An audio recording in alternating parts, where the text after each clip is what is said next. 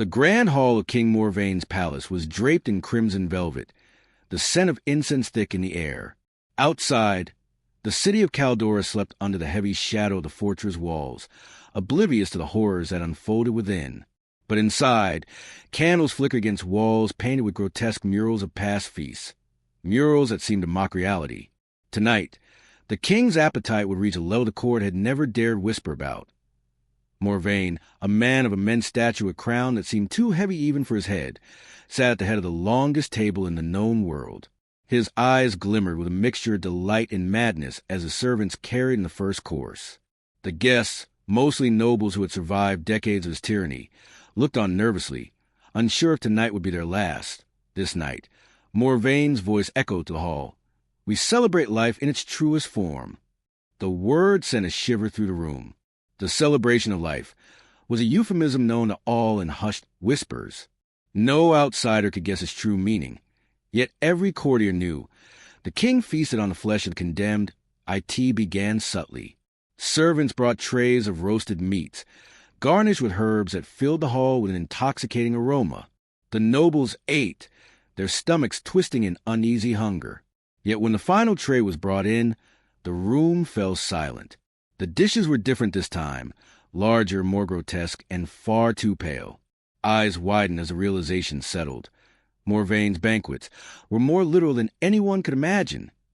Morvain raised a golden goblet, filled with a deep, dark liquid that glimmered in the candlelight. "To survival," he said, "to power, and to the exquisite taste of history preserved." The first scream pierced the air as the chamber doors opened once more. The condemned, a group of rebels captured days prior, were dragged in, their faces pale with terror. The nobles shifted uncomfortably, some choking down bile, others pretending to admire the king's theatrics. Morvain's eyes glinted with the thrill of his guest's discomfort. "Do not fear," he said, leaning forward. "Tonight you will see history served on a platter."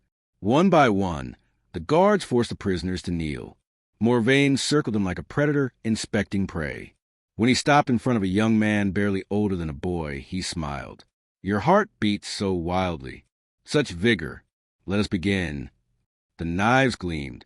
The first cut was deliberate, precise, almost ritualistic. Morvain did not rush. He believed in savoring each moment, prolonging the horror as if the fear itself was an ingredient in the feast. The boys' cries echoed against the high ceilings, bouncing off the grotesque murals, until silence fell like a dark shroud. Morvain sampled the first portion with a meticulousness that made the nobles' stomachs turn. Yet there was an undeniable allure to his audacity, a magnetism born of fear. "Delicious," he murmured, and the word sent a chill through every living soul in the hall. The banquet continued late into the night. The king reveled in his power, his guests paralyzed by a mix of terror and fascination. Every dish, every gesture, was a calculated display of dominance. Morvain had learned early in life that fear could be a spice, stronger than salt or saffron, more enduring than wine. Outside, the city of Caldora remained oblivious. The walls that protected them were the same walls that hid atrocities beyond imagination. Few dared speak of what happened within the fortress, and those who did were never heard from again. Morvain's reign was one of whisper horrors, of feasts that history itself seemed to erase. And yet, even as the last candle guttered, Morvain's hunger was not sated. There was always more desire, more flesh to consume, more fear to taste. For a king such as him, the feast was never truly over. It was eternal. The next morning, whispers spread to the city like wildfire. Rumors of the king's atrocities grew bolder, and a mysterious visitor arrives at the palace with knowledge that could topple the monstrous king, or ignite a rebellion more horrifying than the feast itself. The dawn over Caldor was blood-red, as if the sky itself mourned the night's horrors. Word of King Morvain's latest feast had seeped through the city like a poison-laced wind. Mothers whispered warnings to their children. Merchants avoided the palace markets. Even the soldiers, loyal only out of fear, spoke in hushed tones about the cruelty that had once again been displayed behind the fortress walls. But the king remained unfazed. Seated on his obsidian throne, he toyed with a dagger, its edge catching the morning light, while servants cleaned the remnants of the previous night's feast. Morvain's appetite was insatiable, Yet his mind craved something more than flesh. He hungered for knowledge, for the thrill of control over not only life and death, but secrets that men were too fearful to whisper aloud. It was at this moment that the doors opened with a soft but deliberate creak. A figure stepped into the hall, cloaked in black velvet, face obscured by a hood embroidered with silver runes. The courtiers stiffened. No one entered the palace unannounced, and certainly not without the king's summons. Who dares? Morvaine's voice thundered, sharp and commanding. The stranger bowed, but only slightly, enough to show deference without revealing fear. I am called Elian, the voice said, smooth as silk, yet edged with steel. I come bearing knowledge of a feast even you have never tasted, your majesty, a power that could surpass the boundaries of life and death. Morvaine leaned forward, intrigued. Few had ever dared speak so boldly to him, and fewer still had survived. Speak, then, he said, his eyes narrowing. But know this, deception in my hall is met with permanent consequences. Elian's hood fell back slightly, revealing eyes that seemed to shimmer with an unnatural light, as if reflecting events yet to come. There are lands beyond your reach, your majesty, Elian began, where kings, much like yourself, have unlocked secrets of the flesh, of fear, of the very essence of existence. You have dined on flesh, yes, but there is more that can make your reign eternal, more that can make your enemies kneel before you without a blade. Morvaine's lips curled into a twisted smile. Eternal reign, he whispered, savoring the idea as one might savor a rare delicacy. You intrigue me, stranger. Tell me, what is this power? Elian's voice dropped to a conspiratorial whisper, one that sent shivers down the spines of even the most hardened nobles. There exists a ritual older than Caldor itself, a ceremony that allows the consumer human flesh to absorb not only the body but the essence, the courage, the fear, the very spirit of those they devour. But it is not merely a banquet. It is a transformation. The line between king and monster blurs until none can distinguish the two. A murmur rippled through the hall. Even the bravest courtiers had never imagined such horrors could be elevated to artistry. Morvaine, however, felt a surge of excitement. This was not just gluttony, it was evolution. And what do you require of me? Morvaine asked, his tone casual yet laced with menace. Elian stepped closer, eyes glinting with an unsettling certainty. Only this, that you permit me to guide your hand, that you allow me to introduce you to the true feast. But beware, once you taste it, there is no turning back. Morvaine considered for a heartbeat that stretched into eternity. His mind raced with possibilities. Absolute power, fear incarnate, a legacy untouched by time or history. Yet he also sensed the danger. Elian was not merely a messenger. The stranger had power, knowledge, and intent. I accept, Morvaine said at last, the words tasting like molten gold on his tongue. Arrange this feast. But know this, Elian. If you betray me, your flesh will feed my dogs before dawn. Elian inclined his head, serene yet calculating. As you wish, King Morvaine. Prepare yourself for a night that will be remembered for centuries or forgotten in screams. The nobles, now frozen between terror and fascination, watched as the king's obsession deepened. For the first time in his life, Morvaine was not just consuming flesh. He was chasing immortality, chasing the apex of fear itself, as the sun dipped below the horizon. Elian vanished as quietly as he had appeared, and yet his presence lingered like a shadow across the palace. Guards whispered strange symbols etched into the stone floors overnight, symbols that had not been there in the previous day. Some claimed to hear soft chanting beneath the palace, as if the walls themselves were alive, whispering secrets in an ancient tongue. That night, Morvaine's chambers were filled with a darkness thicker than the absence of light. Candles flickered, casting distorted reflections that danced across the walls like grotesque specters. Servants brought in the first of the chosen, men and women selected not merely for their defiance, but for the intensity of their fear, for the purity of their terror. Morvaine watched as Elian's instructions were followed to the letter. The king's hands, guided by the stranger's whispered counsel, moved with precision even more terrifying than before. Every cut, every movement was ritualistic. Every scream, every plea was part of the ceremony that would, According to Elian, make him more than human. And as the first crimson drops touched the ceremonial basin, Morvain felt it, a surge of power unlike anything he had ever known. Not just dominance, not just fear, but the very essence of the victims' lives flowing into him, feeding his body, sharpening his senses, heightening his madness. He laughed, a sound that chilled the very stones of the palace. This was no longer mere consumption. This was transcendence. Yet even as he reveled in the newfound ecstasy of power, a small, insistent voice whispered in the recesses of his mind. One thought, simple and cold, power comes with a price. And some prices are paid in blood, yours included. The ritual begins to change Morvain in ways no mortal should endure. His senses sharpen, but shadows of the past, of victims, of whispers of vengeance, begin to haunt him. Meanwhile, outside the palace, a rebellion starts to stir, led by someone with a secret tie to the king's dark past. The palace of Caldora had grown quieter in the days following Elian's arrival, but the silence was not peace. It was anticipation. Within the shadowed corridors, whispers slithered like serpents. Servants spoke of strange happenings. Shadows moving where no light touched, doors that opened on their own, and murmurs in languages none alive should know. Morvain, once a king of flesh and fear, began to notice changes in himself.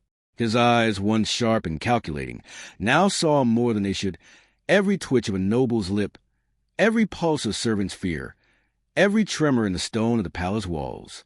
Voices of the consumed whispered in his mind, a chorus of agony and memories he had absorbed during Elian's ritual. At first, it was intoxicating. Morvain reveled in the knowledge of every secret, every lie, every desire in the minds of those around him.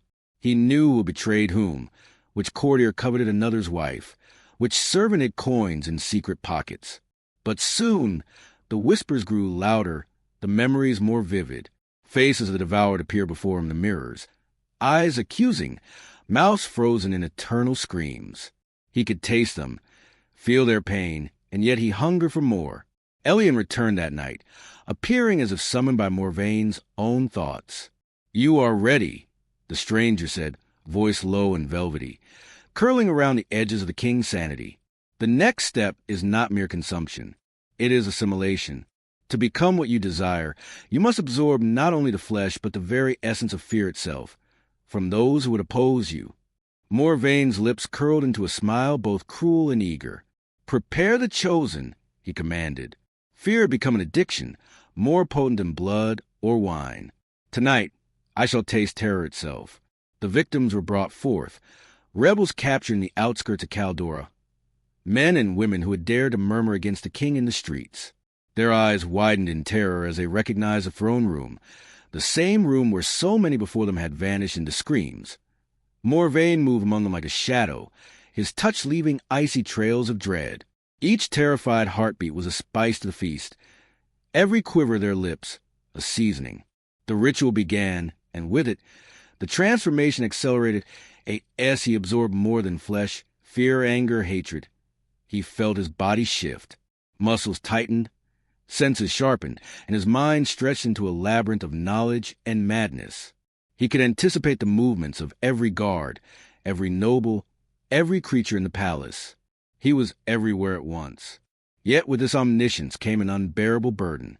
The memories of countless deaths and the agony of all he consumed pressed upon him, threatening to fracture his mind.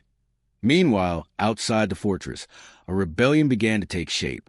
A figure cloaked in tattered black led the oppressed in outrage, gathering allies from villages, towns, and even remnants of the city guard who had grown weary of Morvain's tyranny. This leader was no ordinary rebel. It was Kalen, a man whose family had been taken and consumed by Morvain years ago, a boy who had once crawled under the fortress walls to beg for mercy. Now, he returned, sharpened by loss and vengeance, knowing more than anyone could guess about the king's rituals. Kalen moved like a ghost through the city, leaving messages of hope and vengeance etched in hidden places.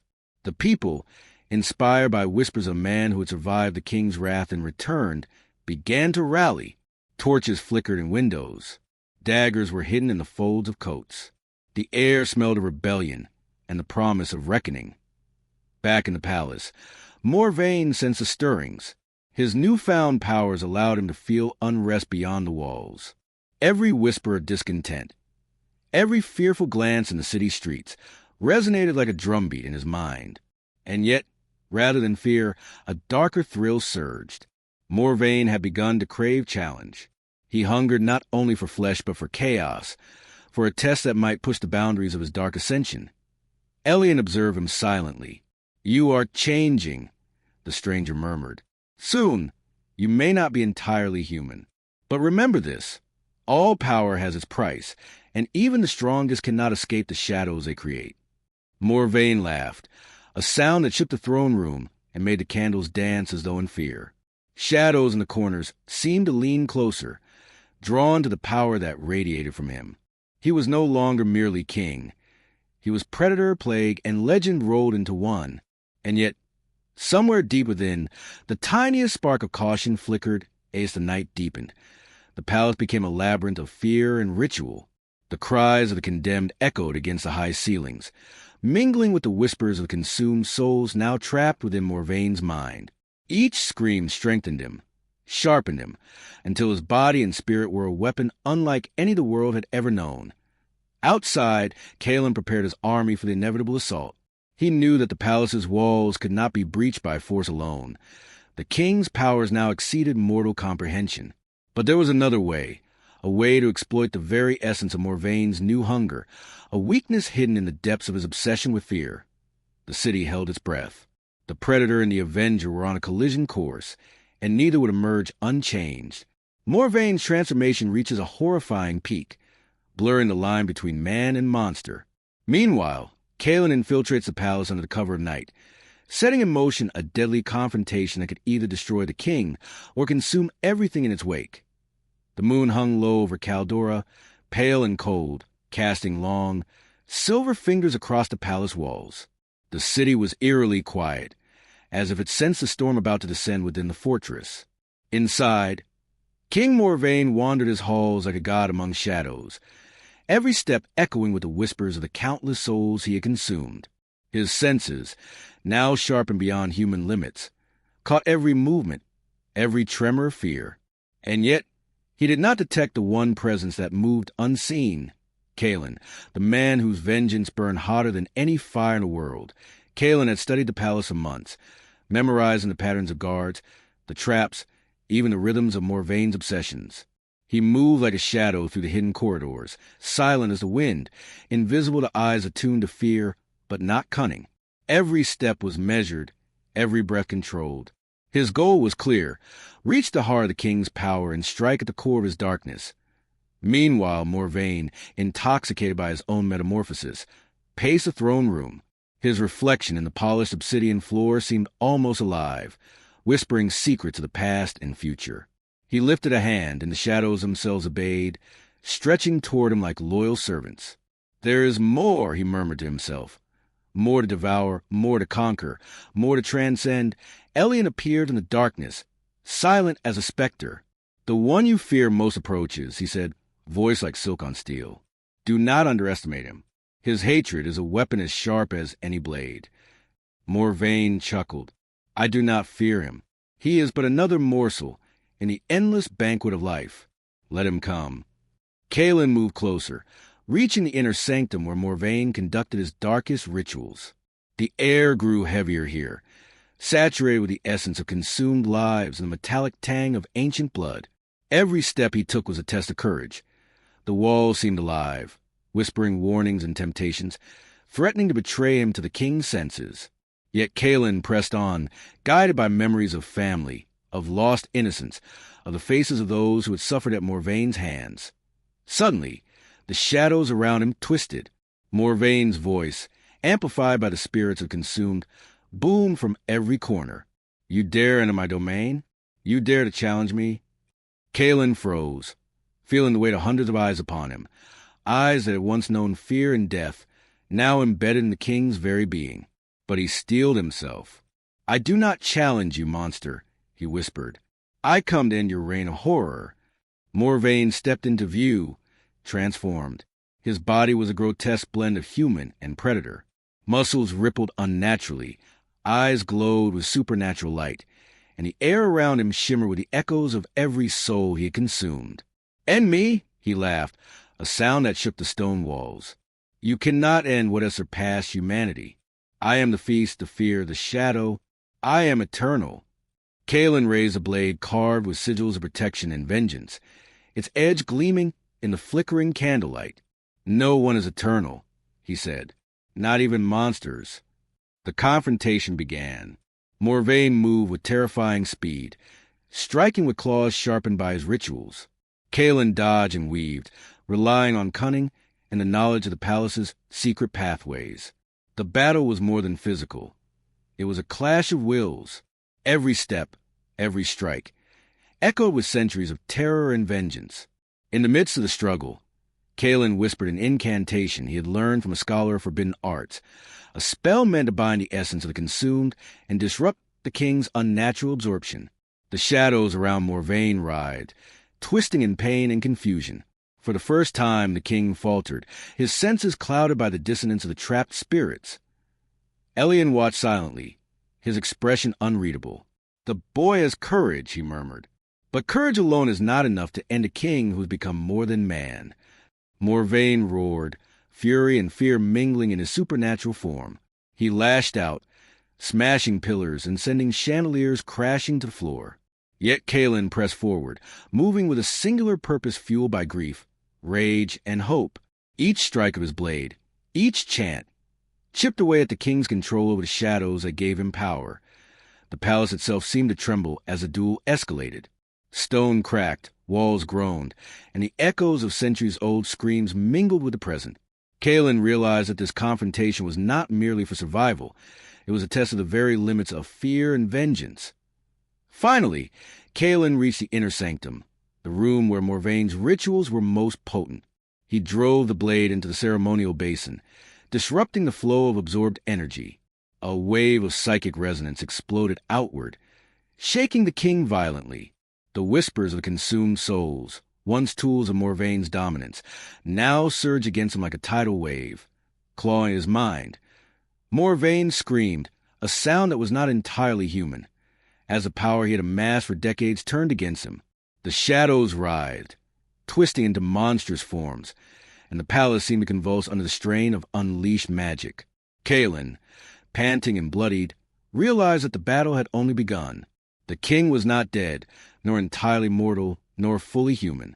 He was something else, something monstrous, hungry, and far from defeated. The palace becomes a battlefield of supernatural forces.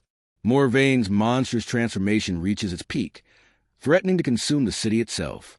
Kalen must find a way to sever the connection between the king and the absorbed souls before Caldor is lost to eternal darkness. The palace of Caldor had transformed into a nightmare. Walls that had once sheltered kings now groaned and bled, stone cracking under the strain of Morvain's unnatural power. Shadows, twisted and sentient, sprawled across the halls like living ink. Each flicker of candlelight cast grotesque shapes, reflecting the monstrous form Morvain had become. A king no longer human, but an amalgamation of flesh, fear, and the stolen essence of countless souls. Kalen moved cautiously, every step a prayer, every breath a challenge.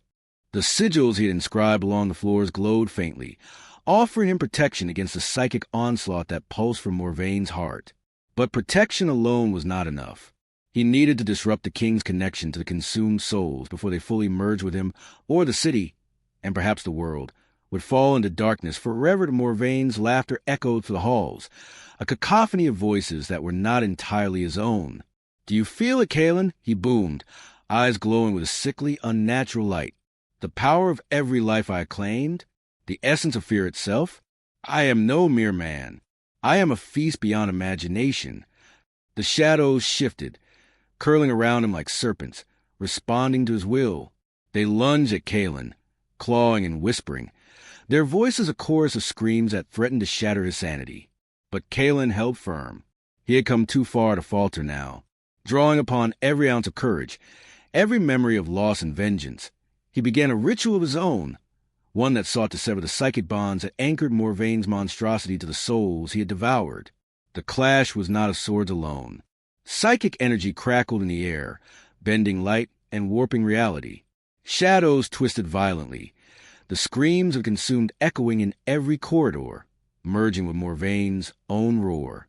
The king's form shifted constantly, a grotesque dance of human and monster, muscle and shadow, eyes burning with an otherworldly hunger. Kaelin focused on the ceremonial basin, the nexus of Morvaine's dark power. Blood-stained and ancient, it was the anchor through which the king drew the essence of fear and life. If he could destroy it, he might sever the connection and weaken the king enough to end him. But reaching it meant passing through a storm of darkness, each step fraught with psychic attacks and manifestations of the king's consumed victims. Faces appeared in the shadows, screaming, pleading, accusing. Kaelin's heart pounded, but he pressed on. He remembered Elian's warning. Power always comes with a price. And Morvaine's power had a terrible cost. The remnant of humanity he still clung to might vanish entirely if the connection remained unbroken. Finally, he reached the basin. Raising his blade, he struck with precision, chanting the incantation that would shatter the psychic link. The basin cracked, emitting a blinding light that illuminated the entire hall. Shadows screamed as they were expelled, twisting into nothingness. Morvaine roared, a sound that was more than human, and more terrifying than any mortal could endure. But he did not fall. Instead, his monstrous form convulsed violently, writhing as if the severed connection had left him incomplete, unstable. Kaelin realized with horror that destroying the anchor had not ended the king. It had unleashed him. Free from the binds that channeled the soul's energy, Morvaine's hunger became limitless, untethered, and uncontrollable. The palace itself seemed to resist him, corridors bending and walls collapsing under the strain of his fury. The very air reeked of blood and shadow. Kaelin knew that Caldora's survival depended not merely on defeating Morvaine, but on finding a way to contain him before his wrath consumed the entire city. Elian appeared again, calm amid chaos. "You have broken the link," he said. "But the king is no longer merely human. You must choose. Strike him down now, or risk everything in the hope that he can be restrained." Kaelin's eyes narrowed. The blade in his hand seemed almost insignificant against the monstrous king before him. Yet he remembered the faces of the people who had suffered, the city trembling under the weight of fear. He knew that hesitation could mean annihilation. Morvaine lunged, faster than thought, claws rending stone and shadow alike. Kaelin dodged barely and countered with a strike aimed not at flesh but at the corrupted essence of the king's core, the heart now fused with darkness beyond imagination. Sparks of psychic energy erupted as the blade met its mark, and for a moment, time seemed to hang suspended between life and death. The shadows screamed, the palace trembled, and the king roared, a sound that carried the weight of every life he had consumed. And in that moment, Kaelin realized the true horror. Even if he struck Morvaine down, a part of the king's essence had already seeped into the city, lingering in its shadows, waiting for the next feast. The first blow had landed, but the battle was far from over. Morvaine, monstrous and unbound, rose again, his eyes blazing with hatred and hunger. Kaelin braced himself, knowing that the coming night would decide the fate of Caldora, and perhaps the very boundary between humanity and monstrosity. Morvaine's full monstrous transformation is revealed as the city teeters on the brink of annihilation. Kaelin and Elian must confront the king in a final, desperate battle, using both cunning and forbidden magic to contain the horror before it consumes everything. The city of Caldora trembled beneath the weight of the palace's monstrous heart. Streets cracked, buildings groaned, and the air was thick with the acrid scent of shadow and blood. Within the palace, Morvaine's transformation had reached its zenith. No longer king in any human sense, he towered like a living nightmare, a fusion of muscle, shadow, and the consumed essence of hundreds, his eyes blazing with unholy light. Every movement twisted reality. Every roar bent the air, and the whispers of devoured souls carried across the city like a chorus of eternal terror. Kaelin and Elian stood in the inner sanctum, facing the epicenter of this abomination. The sigils on the floor blazed with protective magic, but even they strained under the king's unbound energy. Kaelin gripped his enchanted blade, its edge shimmering with ancient runes meant to sever connections to the spiritual plane. "This ends tonight," he muttered, jaw tight. "For the people, for the city, for every life he's stolen." Elian's expression was grave. "You cannot strike him down like a mortal king," he warned. "He is more than flesh. You must sever his link to the darkness that sustains him, or everything dies. Morvaine's roar shook the very foundations of the palace. Shadows erupted from every corner, writhing into monstrous shapes that lunged at Kaelin and Elian. The king's voice boomed, a horrifying symphony of his own and consumed souls. You dare challenge me? I am the feast. I am fear. I am eternal. Kaelin focused, chanting the incantation Elian had taught him. The runes on his blade glowed brighter with each word, resonating with the energy of the palace and the residual power of Morvaine's consumed victims. Elian joined the ritual, weaving complex gestures in the air, binding the shadows and the king's essence, attempting to tether the monstrous form before them. Morvaine lunged faster than thought. His claws shattered walls, sending shards of stone flying. Each strike unleashed psychic waves, pressing on the minds of the defenders, whispering centuries of horror and demanding surrender. Kaelin and Elian held their ground, the blade and ritual their only defenses against the king's apocalyptic wrath. The inner sanctum became a battlefield between darkness and defiance. Every swing of Kaelin's blade burned against the shadowy tendrils, carving through manifestations of fear. Every gesture by Elian amplified the sigil's power, creating protective barriers of light that flickered under the strain of Morvaine's raw, unbridled energy. Then came the moment Kaelin had prepared for. He drove the blade into the heart of the shadowed nexus, the twisted core where Morvaine's absorbed essence converged. A brilliant eruption of light and sound shattered the chamber.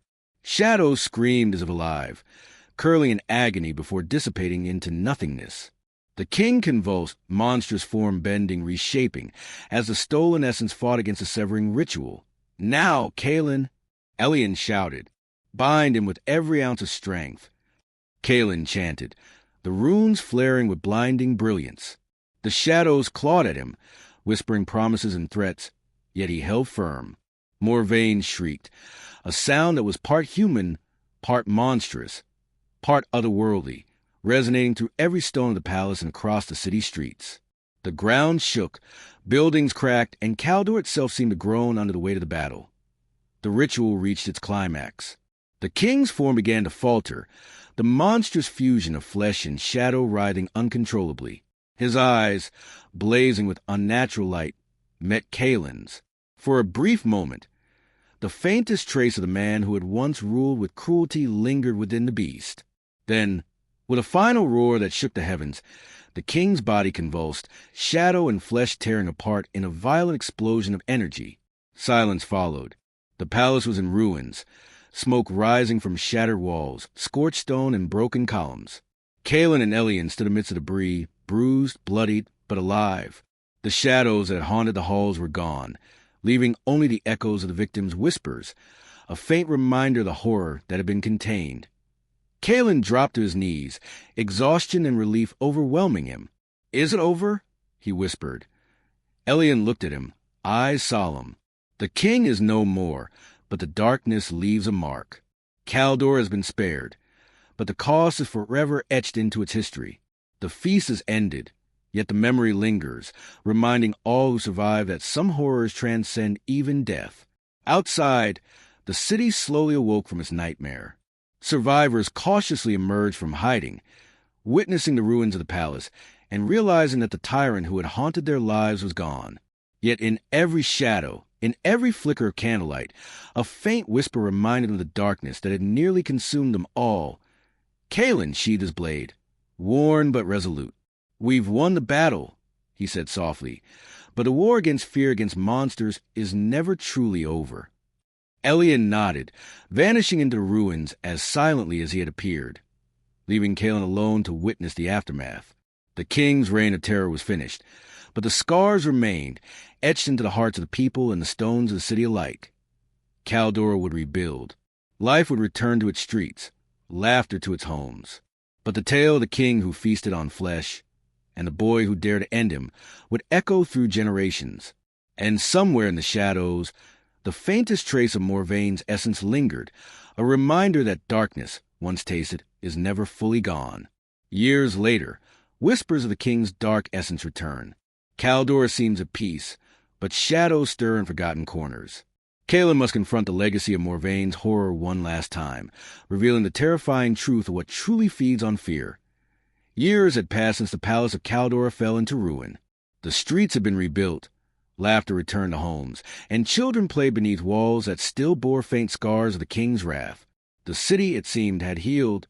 Kalen, now older and marked by the battles he had fought, walked among the citizens like a silent guardian. But peace, he had learned, was fragile. Even in daylight, shadows lingered. Whispered fears resurfaced in the quiet moments. A flicker of movement in an empty corridor, a face glimpsed in a reflection that shouldn't be there, a chill in the air where none should exist. Kalen felt it too, a faint pulse of something ancient, dark, and unbroken. He returned to the palace ruins, now little more than jagged stone and twisted metal, to meditate, to remember, and to ensure that the horrors of the past were never repeated. The ceremonial basin, cracked and scorched, lay buried beneath rubble, yet the memory of its power remained imprinted in the stones themselves. And then he heard it, a whisper carried on the wind, a voice, soft yet unmistakable. "I am eternal." Kalen froze. His hand instinctively went to the blade he had thought buried with the past, but no weapon could touch what lingered. The remnants of Morvaine's essence had survived, fragmented yet alive, feeding on fear, hiding in the shadows, waiting. The king's hunger had been contained, but never destroyed. That night, Kalen ventured deeper into the ruins than ever before. Flickering torchlight illuminated the remnants of murals depicting the grotesque feast of Morvaine, the same murals that had mocked life centuries ago. The air was heavy with metallic tang, the lingering scent of blood that had long since dried, yet remained almost alive. From the darkness, whispers converged into coherent voices. Faces of the consumed flickered briefly, twisted in agony and rage, yet not entirely malevolent. They seemed trapped, bound to the fragment of Morvaine that refused to die. Kalen realized the truth. Morvaine had transcended death, not as a king, not as a man, but as a force, a shadow that fed on fear itself. Every scream, every whispered terror across Caldor since his fall had nourished him. The horror he had unleashed was cyclical. It never truly ended. "Why?" Kalen whispered, his voice barely audible. "Why linger? You are defeated." The air shifted. Shadows twisted into a form vaguely human but grotesquely elongated. Eyes glowed with a familiar, unholy light. Defeated? Morvaine's voice, carried on 1,000 whispers, surrounded him. "I am eternal. Every fear, every doubt, every scream you cling to, it sustains me. You cannot destroy me. You only delay what is inevitable." Kalen gripped his blade, reciting incantations learned from Elian long ago, the words of binding and banishment that had almost ended the king years ago. Sparks of light erupted from the runes, clashing with the living darkness. The struggle was no longer physical. It was spiritual, psychic, and horrifying. The shadows lunged, pulling at Kalen's mind, twisting memories and doubts into illusions that threatened to break him. Yet he pressed on. "I will not let you claim this city," he shouted, voice steady despite the psychic onslaught. "Your hunger ends here." For hours, it seemed like days, the struggle continued. Morvaine's essence clawed and twisted, threatening to consume Kalen entirely. But the young rebel's courage, honed by loss, tempered by battle, and strengthened by hope, held firm. He struck with the enchanted blade into the shadow's heart, invoking every protective spell, every incantation Elian had taught him. The shadows screamed, contorted, and recoiled. The fragments of Morvaine's power were pushed back, forced to hide in the deepest corners of the city, where fear lingered unknowingly in human hearts. The king could not be destroyed, but he could be contained. For now, Caldor was safe. Kalen collapsed to the ground, sweat and blood mingling, chest heaving. The ruins were silent once more, yet he knew this was only temporary. Shadows would always remain. Fear would always exist. Morvaine's essence would persist, lurking, waiting for the next opportunity to rise. Rising slowly, Kalen looked across the city, now bathed in the pale light of dawn. He understood that true victory was not in destroying the monster, but in vigilance, in ensuring that humanity would not succumb to fear so absolute that it fed the darkness. And so Caldor endured. Children played, merchants shouted, laughter returned. But in the quiet corners of alleyways, in the flicker of candlelight behind shuttered windows, the faintest whispers of the king remained. Morvain was gone from the palace, but never truly gone from the world. The feast of flesh was over, but the feast of fear was eternal. Kalen, blade in hand, resolved to stand watch. For every shadow hid a memory, and every memory might one day awaken the horror that had once ruled Caldora. The legacy of the king who feasted on flesh would endure, not as a man, but as a warning, a shadow, and a dark echo whisper in the hearts of those who dared to survive. The city would rebuild, but the darkness would always wait, beyond imagination.